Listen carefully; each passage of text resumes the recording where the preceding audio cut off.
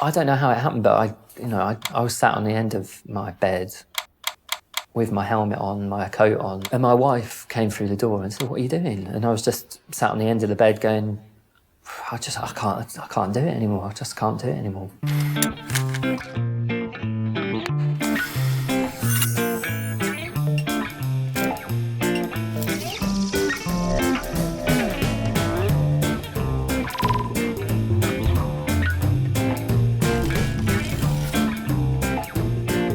I would say my work's characterised by ideas first. I'm not really interested in ambiguity. And then after that, I would say, is it funny? And, is it beautiful? Is it simple?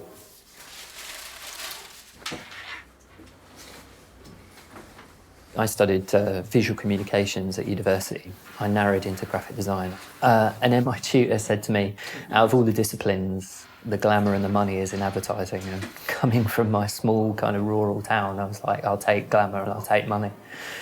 So I chose advertising.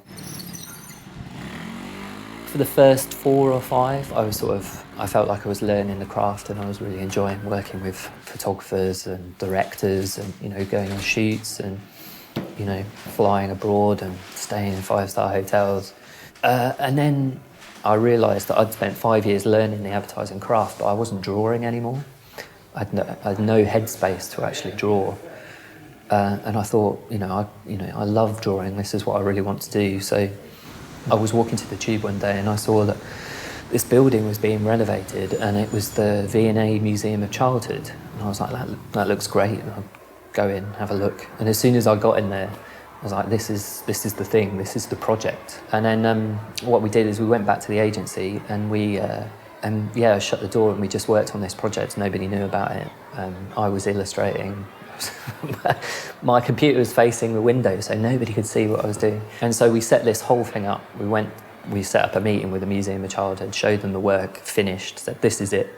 What do you think? And they loved it. That started my sort of illustration career, really. The posters went up. They were entered into lots of awards competitions and did really well. And I started to get kind of recognition, and I started to get phone calls from illustration agents saying, can we represent you as an illustrator? It's amazing. It's great.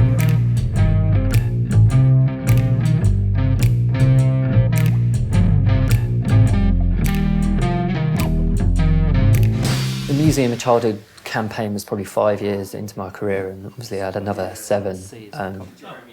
And at the very last, in 2012, I got pneumonia, and I was in hospital for a week and really quite ill.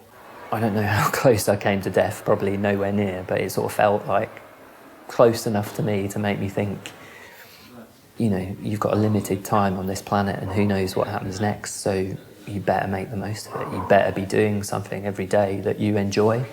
More or less the next day, I was an illustrator and no longer a creative director. My new career as an illustrator, I guess, much more rewarding than advertising, in that I don't have to execute somebody else's idea or somebody else's thought of what a good idea is, and I really enjoy that kind of free rein. I mean, it sounds like a cliche, but I definitely push myself every day to be as good as I can be. I want to live in London, it's my home, and if I don't make this work, I probably have to move back to Northampton, is probably what I mean. And, I can't let that happen. So I have that drive every day, never really being able to appreciate that I have maybe sort of succeeded.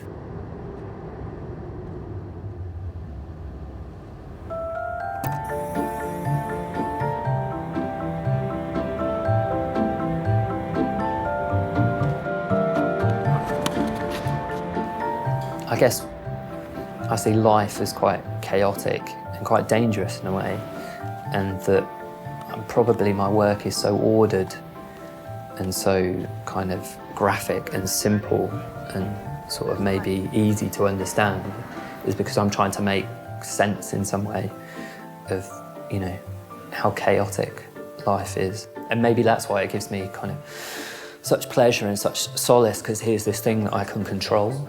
you know, I have complete control over this thing, and it is mine to own, and you know, you don't have that kind of control in your life really.